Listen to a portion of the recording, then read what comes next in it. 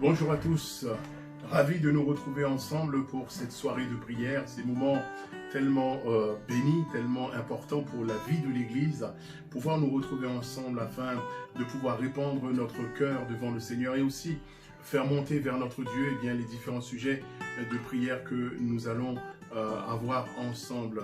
Je bénis le Seigneur, je bénis notre Dieu, notre grand et glorieux roi pour l'avancement des travaux dans le nouveau local. Les travaux avancent bien, nous avons par la grâce de Dieu presque à la fin des travaux. Ils ne sont pas terminés encore, mais ils avancent bien et nous arrivons bientôt à la fin donc des travaux et bien sûr nous sommes reconnaissants à notre Dieu pour tout cela. Une page bientôt va se tourner pour nous. Et une nouvelle page va s'ouvrir avec bien sûr bien des défis, avec bien des projets. Et tout cela, eh bien, nous voulons pleinement compter sur la grâce de Dieu. Je voudrais aussi faire ce rappeler bien entendu que samedi prochain, Dieu voulant, nous vous donnons rendez-vous pour tous ceux qui le peuvent. Certains m'ont prévenu me disant qu'ils ne pourraient pas être là dans la mesure où certains travaillent, bien sûr, ce que l'on peut comprendre, il n'y a pas de souci à ce niveau-là, mais pour ceux effectivement qui le peuvent, si vous avez la possibilité, nous vous donnons Dieu voulant rendez-vous samedi prochain, ce samedi, donc le 1er août, à partir de 10h30 dans l'ancien local. Nous nous trouvons ensemble pour déjà commencer à préparer le déménagement, bien sûr, donc puisque le temps passe vite, nous voulons déjà commencer à préparer le déménagement, donc si vous avez la possibilité d'être là, donc ce sera une très bonne chose. Et j'ai aussi donc ce rappel aussi à faire, bien sûr à cause du confinement, certains n'ont pas pu déposer bien sûr leurs offrandes et donc bien sûr donc, le trésorier m'a fait remarquer cela, donc c'est quand même très important. Donc le samedi prochain ou le samedi 8, donc vous aurez bien sûr, puisque les portes sont ouvertes, vous aurez la possibilité pour ceux qui ne l'ont pas encore fait bien sûr de pouvoir déposer vos offrandes, puisque vous le savez bien, nous avons des engagements et nous devons bien sûr donc les honorer. Donc nous nous retrouvons par la grâce de Dieu samedi prochain pour tous ceux qui le peuvent. Bien sûr, venez avec votre masque, il y aura du gel hydroalcoolique et nous veillerons bien sûr à ce que les règles de sécurité, de distanciation soient respectées, bien sûr, pour que tout puisse se dérouler dans les meilleures conditions. Que Dieu soit béni et merci à notre Dieu pour cette soirée qu'il nous donne encore. Nous allons courber nos fronts et nous allons présenter ces moments à notre Dieu. Seigneur, merci pour ta bonté et pour ta fidélité. C'est vrai que lorsque nous nous arrêtons, que nous voyons ce que tu as fait pour nous, alors nos cœurs sont dans la joie. Et ce soir, Seigneur, nous venons auprès de toi parce que nous avons un libre accès, parce que tu es le Dieu qui écoute et le Dieu qui exauce la prière. Merci d'étendre ta bonne main ce soir, de visiter chacun là où il se trouve, Seigneur, dans les foyers, dans les familles. Tu visites chacun, que personne ne soit oublié et que tu puisses glorifier encore ton nom dans nos vies, dans nos foyers, dans nos familles, dans notre ville, dans notre région, dans notre si beau pays de France. Au nom de Jésus. Amen.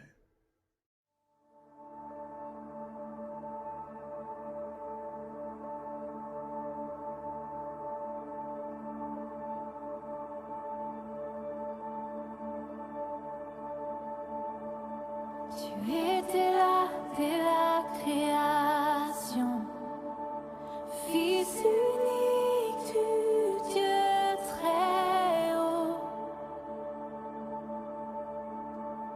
et mystère de ta gloire révélée, en toi Christ notre Seigneur. Oh, ce nom est si merveilleux, oh, ce nom est si merveilleux.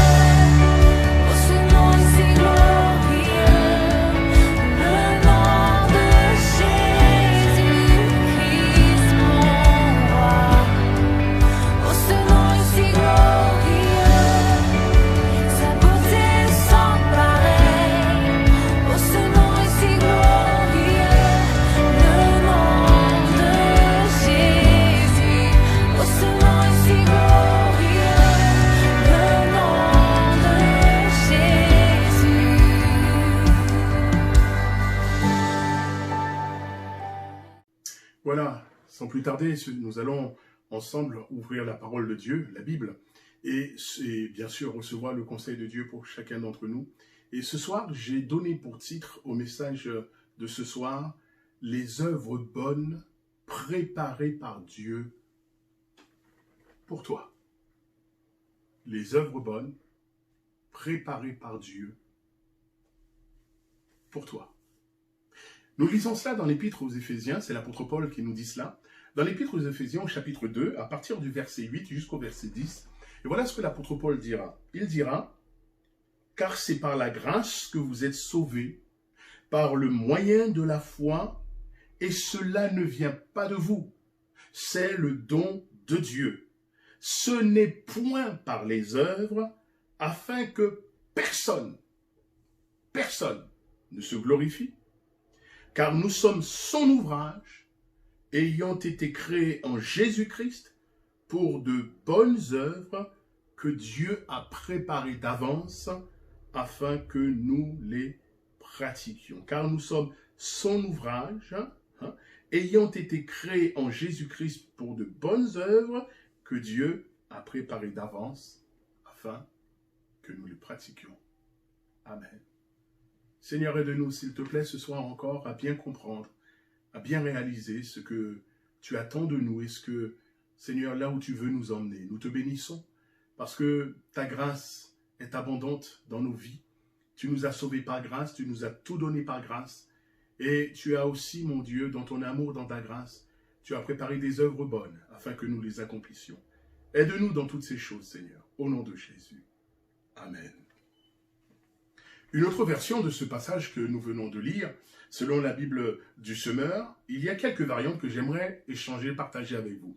Selon la Bible du Semeur, toujours pour ce passage Éphésiens chapitre 2, versets 8 à 10, il est dit « Car c'est par la grâce que vous êtes sauvés, par le moyen de la foi, et cela ne vient pas de vous, c'est un don de Dieu. » Écoutez bien. « Ce n'est pas le fruit d'œuvres que vous auriez accompli. » Personne n'a donc de raison de se vanter. Ce que nous sommes, nous le devons à Dieu, car par notre union avec le Christ Jésus, Dieu nous a créés pour une vie riche d'œuvres bonnes qu'il a préparées à l'avance afin que nous les accomplissions. Alléluia! Dieu a préparé des œuvres bonnes afin que nous puissions les accomplir, afin que mon frère, ma sœur, tu puisses les accomplir. Tout d'abord, j'aimerais mettre un équilibre. Et nous voyons, l'apôtre Paul le dit clairement, parce que l'apôtre Paul ne veut que personne ne soit dans la confusion, ni que personne, justement, ne soit dans l'erreur. Et il le dit clairement, il le dit, pour ce qui concerne le salut, c'est par grâce que nous sommes sauvés, pour notre salut. Pour le salut, mes amis, frères et sœurs, tout n'est que grâce. Nous sommes sauvés par grâce, par la foi en Jésus, sans les œuvres.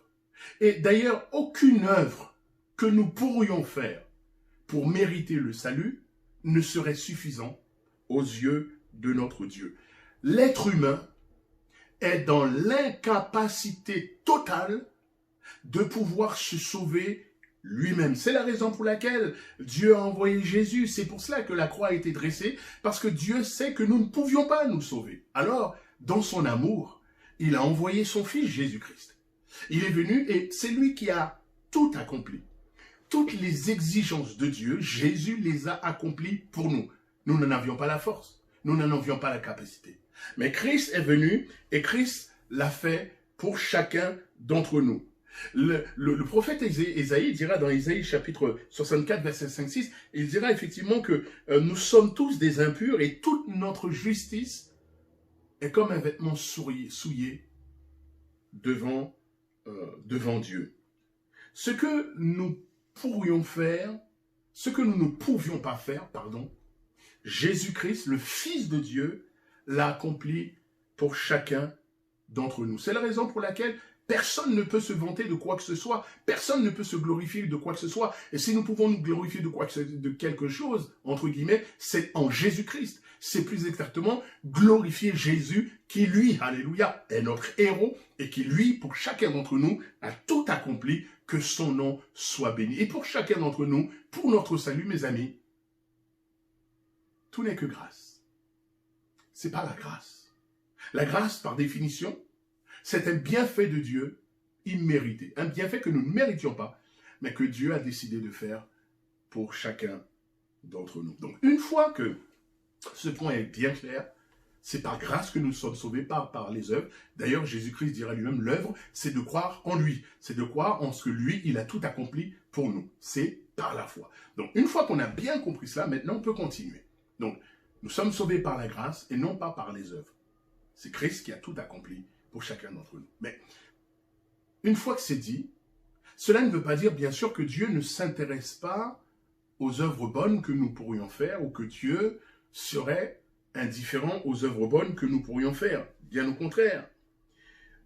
La Bible nous dit, l'apôtre Paul nous dit, c'est Dieu lui-même qui a déjà préparé les œuvres bonnes.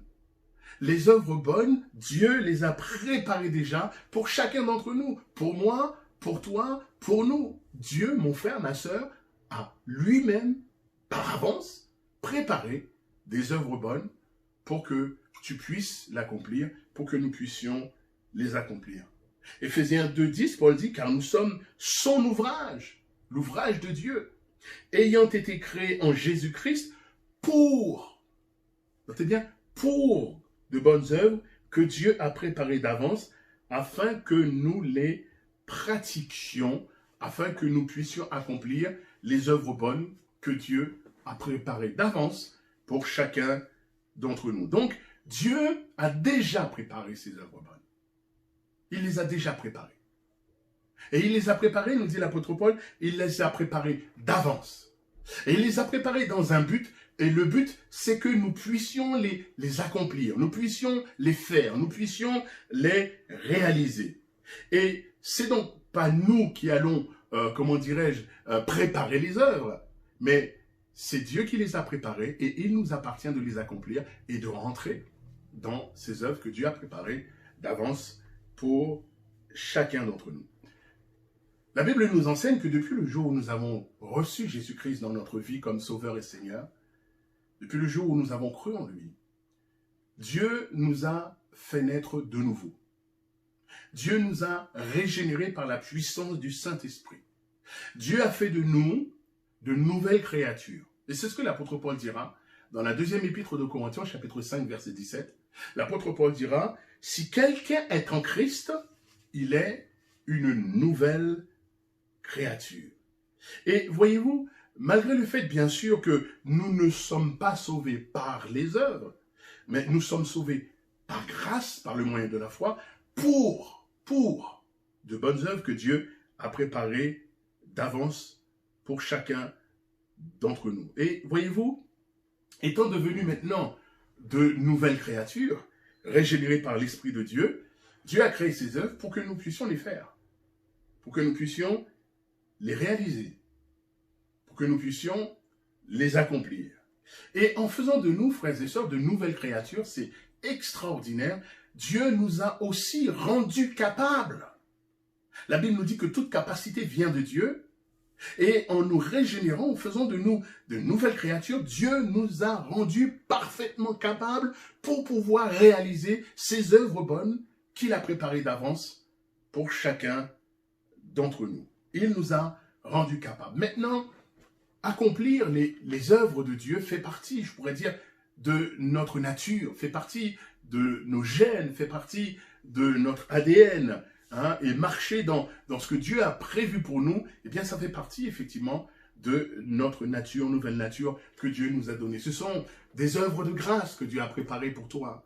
Ce sont des œuvres d'amour, des œuvres extraordinaires que le Seigneur lui-même, dans son amour et dans sa grâce, a préparées pour chacun d'entre nous, pour que nous puissions les accomplir. Et il nous a rendus capables de les pratiquer, de les accomplir par la puissance du Saint-Esprit qui vit en chacun d'entre nous. Ce qui veut dire que maintenant, faire les œuvres de Dieu, les œuvres bonnes que Dieu a préparées pour nous, cela devient pour nous naturel. Parce que cela fait partie de cette nouvelle nature que Dieu a mis en nous. Par contre, ne pas les accomplir, ne pas faire ces œuvres bonnes que tu as préparées, eh bien, effectivement, c'est une désobéissance, bien sûr, et c'est contraire à ce que Dieu a prévu pour chacun d'entre nous. L'apôtre Paul va comparer, l'Église du Seigneur Jésus-Christ, avec le corps humain, dans lequel il y a différents membres qui sont mis dans le corps, et de voir que chaque membre a une fonction bien déterminée, et une fonction tellement importante, tellement utile.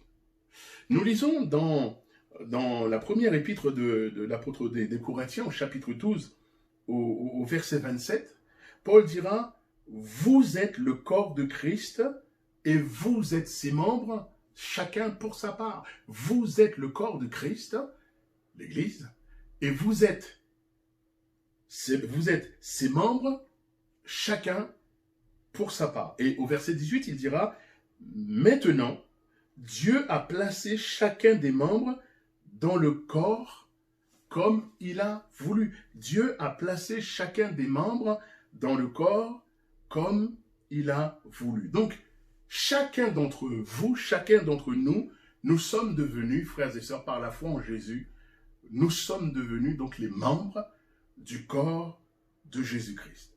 Et Dieu a donné une fonction à chaque membre. Chaque membre du corps, nous le voyons, a une fonction. L'œil nous permet de voir.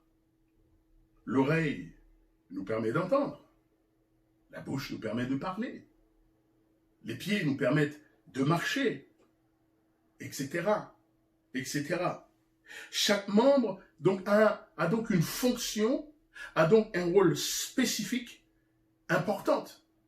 Même le plus petit membre, vous savez, l'orteil a son importance. Le petit orteil, il a son importance. Et donc, chaque membre dans l'Église, dans le corps de Christ, a son importance.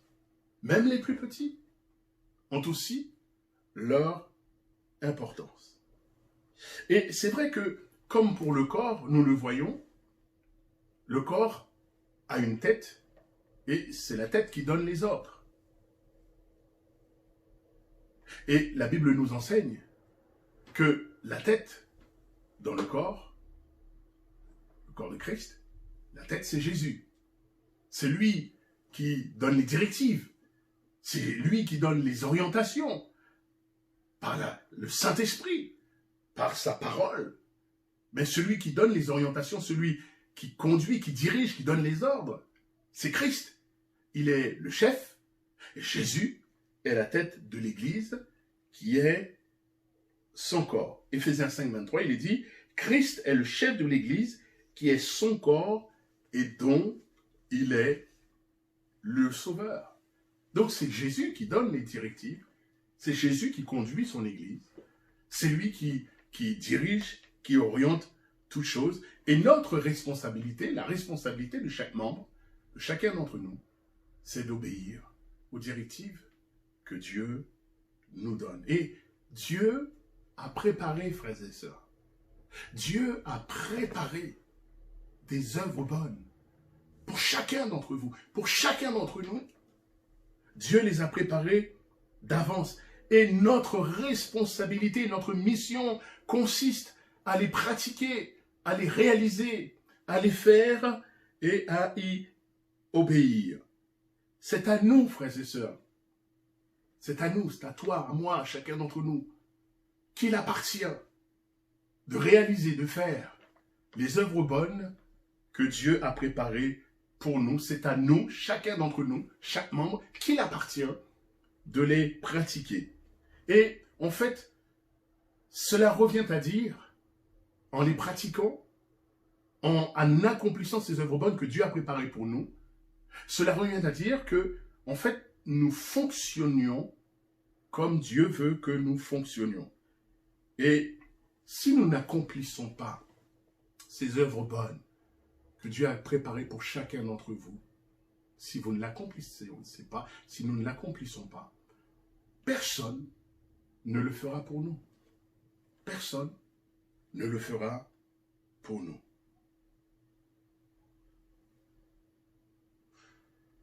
Si nous n'accomplissons pas ce que Dieu attend de nous, ses œuvres bonnes, non seulement personne ne le fera pour nous, mais malheureusement, le corps tout entier en souffrira. Il y aura un manque dans le corps, il y aura une absence dans le corps, et le corps tout entier en souffrira. Je prends par exemple, imaginez un instant que le pied décide et dise « moi je ne bouge plus ». Si le pied ne bouge plus, tout le corps est figé, tout le corps est immobile. Imaginez un instant que la bouche décide de dire « moi, à partir d'aujourd'hui, j'ai décrété, je n'ouvre plus ». Non seulement il n'y aura plus aucune parole qui sortira, mais pire encore, nous ne pourrions pas manger, entre autres. Et en allant plus loin, supposez que le nez dise « moi c'est fini, je ferme les écoutilles, je ne fonctionne plus ». Ben, je peux vous dire que le corps aura un problème. Parce qu'on risque même de suffoquer et de mourir par manque d'air, parce que le nez aura refusé de fonctionner, d'accomplir sa fonction. Eh bien, mes amis, dans le domaine spirituel, il en est de même. Dans le domaine spirituel pour le corps, pour l'Église. Si nous n'accomplissons pas les œuvres bonnes que Dieu a préparées pour nous, c'est le corps tout entier qui en souffrira. C'est l'Église tout entière, en un mot, qui en souffrira. Parce que chaque membre a une fonction. Chaque membre a une importance. Et Dieu a préparé des œuvres bonnes pour que chaque membre puisse les accomplir. Voyez-vous, mes amis, beaucoup de chrétiens, beaucoup de personnes ont une image fausse, ont une image erronée de l'Église. Certains pensent que, en fait, pour accomplir les œuvres, c'est au pasteur de tout faire, c'est à lui de tout faire. Ou alors c'est à quelques privilégiés, quelques anciens, de tout accomplir dans l'Église. Mais c'est faux, mes amis. C'est archi faux. Et c'est une conception qui n'est pas selon la parole de Dieu. Faire l'œuvre de Dieu appartient à tous. Et nous sommes tous, nous qui sommes sauvés par la grâce de Dieu, régénérés par l'Esprit de Dieu, nous sommes tous appelés à faire l'œuvre de Dieu. Et Dieu a préparé des œuvres bonnes pour chacun. Pour toi, mon frère, ma soeur, Dieu a préparé des œuvres bonnes. Même pour toi, ami, qui ne connaît pas encore le Seigneur, ou qui n'a pas encore donné ta vie au Seigneur, j'aimerais te dire que Dieu a préparé des œuvres bonnes. Et la première des œuvres bonnes que Dieu a préparées pour toi, c'est que tu sois sauvé. C'est-à-dire que tu crois en Jésus, que tu mets ta foi en Jésus, que tu mets ta confiance en Jésus, que tu l'acceptes comme ton sauveur, comme ton Seigneur. Ça, c'est déjà ce que Dieu a préparé pour toi, car la Bible dit que Dieu veut que tous les hommes soient sauvés. Et si tu ne l'es pas encore, Dieu veut que tu sois sauvé. Et il a préparé une œuvre de salut pour toi au travers de l'œuvre de Jésus. Et donc, si tu n'as pas encore donné ta vie au Seigneur, l'œuvre que Dieu a préparée pour toi, mon ami, c'est que tu sois sauvé, c'est-à-dire que tu crois en Jésus, que tu acceptes que Christ a tout accompli pour toi, que tu es pécheur, qu'à cause de tes péchés, il est mort, et que, effectivement, par amour pour toi, il a donné sa vie. C'est la plus grande des œuvres que Dieu a préparée pour chaque homme, pour chaque femme sur cette terre. Le plan de Dieu, le salut de Dieu, le désir de Dieu, c'est que tous les hommes, toutes les personnes sur cette terre soient sauvées. Donc, mes amis, ne nous trompons pas. Nous qui avons reçu Christ, qui avons été régénérés par le Saint-Esprit, Dieu a préparé des œuvres bonnes pour chacun. Donc ce n'est pas à quelques-uns de tout faire, mais chacun d'entre vous, Dieu a préparé des œuvres bonnes pour que vous puissiez les accomplir, pour que vous puissiez les faire. Et si vous ne le faites pas, c'est tout le corps, c'est-à-dire toute l'Église, qui en souffre, qui en pâtit. Et je pourrais dire, la mission, le rôle même, ou le but même de la vie chrétienne, ce n'est pas de rester assis sur sa chaise, Le but de la vie chrétienne, ce n'est pas de venir à l'église et puis on chauffe les bancs et puis on se complaît. Le but de la vie chrétienne, mes amis, ce n'est pas être des spectateurs et de laisser les autres faire. Mais le but de la vie chrétienne, c'est que chacun se lève pour accomplir les œuvres bonnes que Dieu a préparées pour lui ou pour elle. Et d'ailleurs, en faisant cela, mes amis, eh bien, vous découvrirez le sens de votre existence, le but de votre vie, le pourquoi Dieu vous a créé, alléluia, afin d'accomplir, entre autres, les œuvres bonnes qu'il a préparées pour toi, qu'il a préparées pour chacun d'entre nous. Nous ne sommes pas appelés à être assis sur notre chaise, mais nous sommes appelés à nous lever et à accomplir ce que Dieu attend pour nous, les œuvres bonnes que Dieu a préparées pour chacun d'entre nous. Chacun dans l'Église a une fonction. Chacun dans l'Église, mes amis, eh bien, nous avons quelque chose que Dieu a préparé pour nous, pour que nous puissions l'accomplir. Mon frère, ma sœur, tu as un rôle à jouer. Il y a quelque chose, une œuvre bonne que Dieu lui-même a préparée pour toi. Et cette œuvre, personne d'autre que toi ne peut l'accomplir, tout simplement parce que Dieu l'a préparée pour toi. Dieu a prévu que ce soit toi qui l'accomplisse. Est-ce que tu le sais? Est-ce que tu en es conscient? Est-ce que tu veux l'accomplir? Est-ce que tu veux te lever? Est-ce que tu le réalises, ces choses? C'est formidable que d'avance, Dieu a préparé des œuvres que tu vas accomplir. Et il t'en a donné toute la capacité, toute la force par la puissance du Saint-Esprit qui vit en toi. Alléluia. Que Dieu soit loué.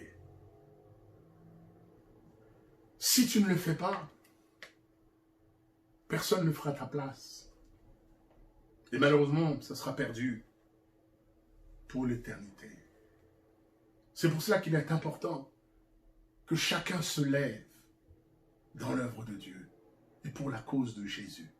C'est pour cela que c'est important que nous ne restions pas simplement des spectateurs, mais que nous rentrions aussi dans l'arène pour accomplir l'œuvre de Dieu, la volonté de notre Dieu, pour être des acteurs dans l'œuvre de Dieu.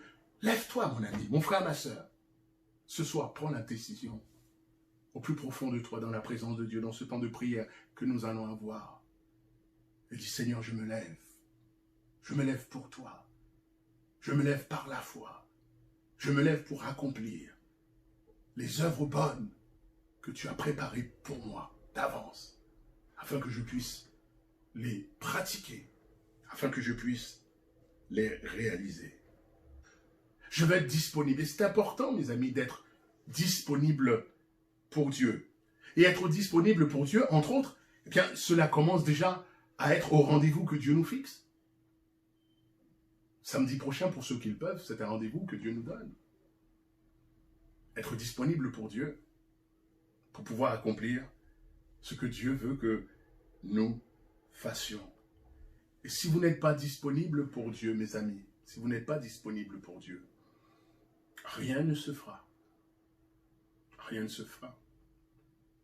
Vous savez, dans les tâches, dans les défis qui s'ouvrent devant nous, qui vont s'ouvrir devant nous, qui s'ouvrent déjà devant nous, tout seul, je ne peux rien faire. Même avec quelques-uns, une petite poignée, je ne peux pas faire grand-chose. Mais ensemble, nous sommes plus forts par la grâce de Dieu. Ensemble, nous pouvons aller plus loin. Alléluia.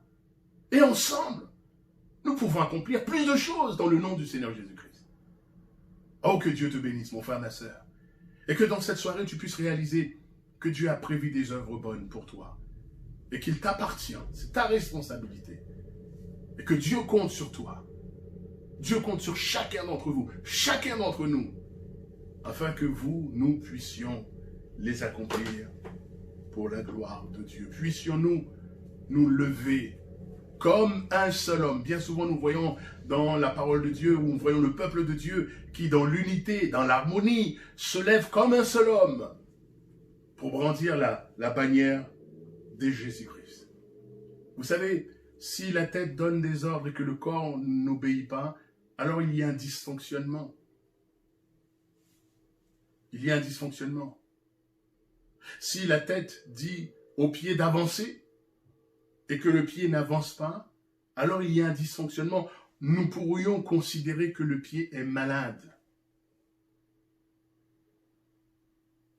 Et Dieu veut que nous puissions réagir dans ce qu'il attend de nous. Et lorsque nous avons les regards fixés sur Jésus qui est la tête de l'Église et que effectivement nous accomplissions, nous réagissons par rapport aux directives de Dieu, alors le corps est en bonne santé. Et Dieu nous veut en bonne santé. Alléluia. Spirituellement parlant, comme physiquement parlant, il est le Dieu qui est capable de renouveler nos forces et notre santé pour la gloire de son nom. Alléluia. Et en accomplissant les œuvres bonnes que Dieu a préparées pour nous, et je terminerai avec ces phrases. Alors nous portons beaucoup de fruits. Et le Seigneur est celui, frères et sœurs, qui désire que chaque enfant de Dieu, que chaque chrétien, que chaque chrétienne, que nous puissions porter beaucoup de fruits. Et en faisant cela, nous le glorifions. Nous glorifions son nom. Et Jésus lui-même pouvait dire, conscient de cela, combien que chaque jour nous avons besoin de son aide, de l'aide de son esprit. Jésus dira, Jean 15, 5, écoutez bien, « Je suis le cep, dit Jésus, vous êtes le sarment. Celui qui demeure en moi et en qui je demeure porte beaucoup de fruits, car sans moi, vous ne pouvez rien faire. Si quelqu'un ne demeure pas en moi, il est jeté dehors comme le sarment et il sèche. Puis on ramasse le sarment, on le jette au feu et il brûle. Si vous demeurez en moi, dit Jésus, et que mes paroles demeurent en vous, demandez ce que vous voudrez et cela vous sera accordé. Et si vous portez beaucoup de fruits, c'est ainsi que mon Père sera glorifié et que vous serez mes disciples. Amen. Nous voulons porter du fruit avec l'assistance du Saint-Esprit, en accomplissant les œuvres bonnes que Dieu a préparées pour chacun d'entre nous. Car nous sommes son ouvrage, l'ouvrage de Dieu, ayant été créés en Jésus-Christ pour de bonnes œuvres que Dieu a préparées d'avance afin que nous les pratiquions. Amen. Puissions-nous dire ce soir, Seigneur, aide-nous, aide-moi, aide-nous, aide chacun d'entre nous à accomplir les œuvres bonnes que tu as préparées. Nous ne voulons pas être des spectateurs, être assis sur notre chaise seulement, mais nous voulons nous lever par la foi pour entrer dans les œuvres bonnes afin de glorifier ton nom. Alléluia. Puissions-nous ce soir prendre cette décision ensemble et dire, Seigneur, nous voulons travailler pour la gloire de ton nom. Comment nous ferons si vous le voulez bien? Seigneur, merci parce que ce soir encore, nous en sommes conscients. Tout n'est que grâce. Tu nous as sauvés par grâce. Tu nous as aimés par grâce. Tu nous as bénis par grâce. Tu as tout fait dans notre vie par ta grâce. C'est vrai, nous n'avons aucun mérite dans toutes ces choses. Et toutes les mérites sont pour Jésus. Seigneur, merci. Je te loue et je te rends grâce pour ton amour et pour l'œuvre de Christ à la croix qui a tout accompli pour chacun d'entre nous. Merci d'avoir fait de nous de nouvelles créatures, de nous avoir fait naître d'en haut. Merci Seigneur parce que tu as préparé des œuvres bonnes pour que nous puissions les pratiquer et tu nous as donné la capacité par la puissance de ton esprit afin de rentrer dans ces œuvres que tu as préparées pour nous. Seigneur, aide-nous s'il te plaît à rentrer dans ces œuvres bonnes que toi-même d'avance tu as préparé pour l'Église, tu as préparé pour mon frère, tu as préparé pour ma sœur. Aide-nous, Seigneur, à compter chaque jour sur ton aide, sur ton assistance, Seigneur, pour marcher dans tes voies. Nous voulons demeurer en toi. Tu bénis l'Église, tu bénis mon frère et ma sœur, et tu nous conduis ce soir encore, Père, au nom puissant de Jésus.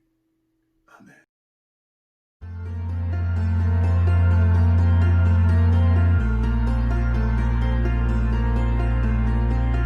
Il y a un son que j'aime tant, c'est le son des bancs de sa robe quand il entre dans la pièce. Quand nous prions, dans nos louanges, il voit la voix.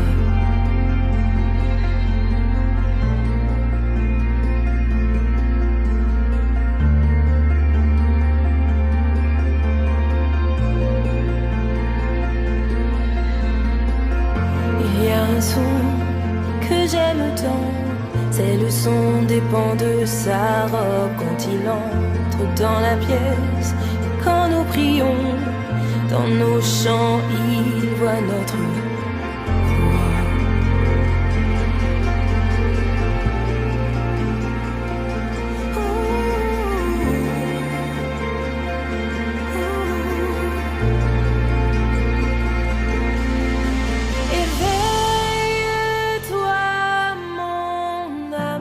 chante ses louanges, chante ses louanges. Oh, éveille-toi, mon âme, et chante ses louanges, chante ses louanges.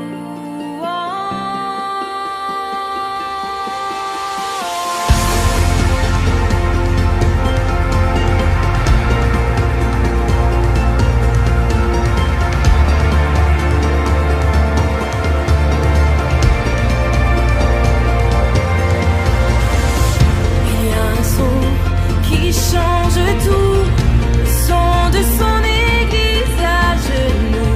Réveille-toi, oh toi qui dors, c'est l'heure de l'adorer. Réveille-toi, mon âme, et chante ses louanges, chante ses louanges. Oh,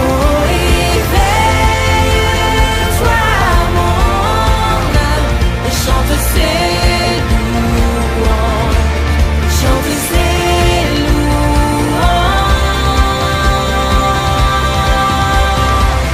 Quand il agit et quand nous prions, où éternel serait un chemin, ses progrès sont oui et amen. Quand il agit, il n'y a aucun doute. L'enfer facile, trembler redoute. Gloire au Seigneur, gloire à son nom.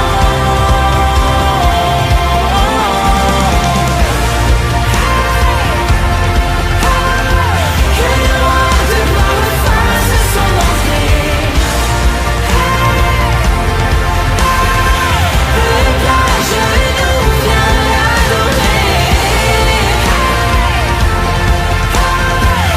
Son nom à jamais soit loué.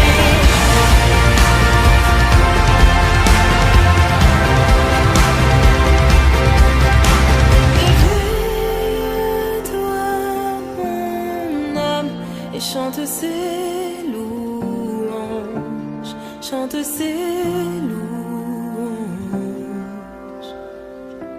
Oh, éveille-toi, mon âme, et chante ses louanges, chante ses louanges.